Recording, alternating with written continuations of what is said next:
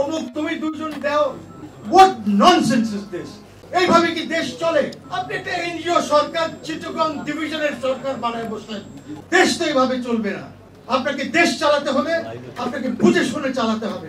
যে সরকার চলছে, কেউ বলতে পারবে যে এই সরকার চলছে? ওদের মাথায় কি আছে? আপনি 6টা কমিশন করেছেন, তো আপনি যে কমিশনগুলি বানাচ্ছেন কিভাবে বানাচ্ছেন? ধরেন আমার স্বাধীন মালিক তো পড়তে পারে না, ওর চোখের সাংঘাতিক অসুবিধা, ইজ ইনক্যাপাসিটেটেড, তাকে এইভাবে করতে হবে। এইভাবে আপনারা যে লিখিত ভাবে যে জিনিসগুলি প্রস্তাবনা দেবেন, সেটা পড়তেও পারবে না ঠিক করে। হি ক্যানট রিড, কাউকে পড়ে শোনাতে হবে ওকে। আপনি মজুমদারকে দিয়েছেন ইলেকশন, আপনি জানেন মজুমদারের রেপুটেশনটা কি? সেটা আমি হয়তো এখন বললাম না, কিন্তু সে যেসব কথা বলছে যে রাজনীতি কনসেনসাস করে ইলেকশন কমিশন হবে, এই দেশে কোনো কনসেনসাস কি হবে? নামের উপরে কনসেনসাস করতে পারবেন আপনি রাজনৈতিক দলগুলোর মধ্যে? কি হচ্ছে? সরকারিভাবে চলতে পারে না, কোনোভাবে চলতে পারে না। এই সরকার ইজ নট ফাংশনিং।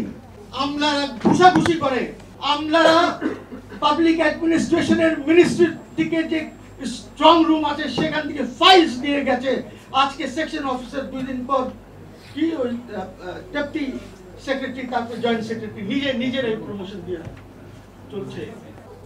পারবেন না যেভাবে দেশ চলছে। আপনি এই সংবিধানের উপরে আপনি শপথ নিয়েছেন সংবিধান ডিফেন্ড করবেন। আপনার 7-এর ক কি হবে, 7-এর খ কি হবে, এগুলি কি হবে? আপনাকে শপথ নেওয়া উচিত ছিল একটি রেভলিউশনের উপরে, বিপ্লবের উপরে। কিভাবে নিতেন?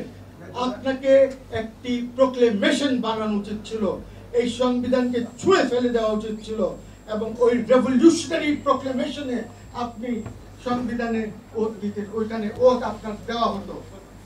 সেভাবে আপনাকে নেওয়া উচিত ছিল। তারপরেও আমাদের উচিত হবে এই সরকারকে, দেখেন আমাদেরকে চিফ অ্যাডভাইজারকে সমর্থন করতে হবে বিকজ অফ হিজ ব্র্যান্ড।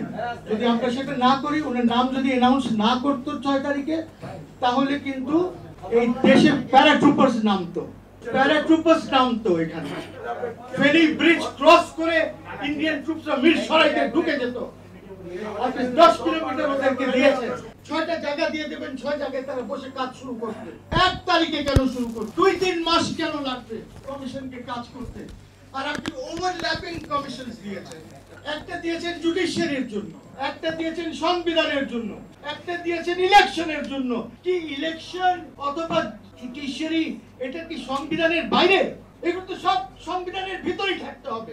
আপনি ওদেরকে মেম্বার করে দিতেন, ওদেরকে আপনি কাদেরকে? কি শিক্ষা কমিশন নাই? আচ্ছা ঠিক আছে।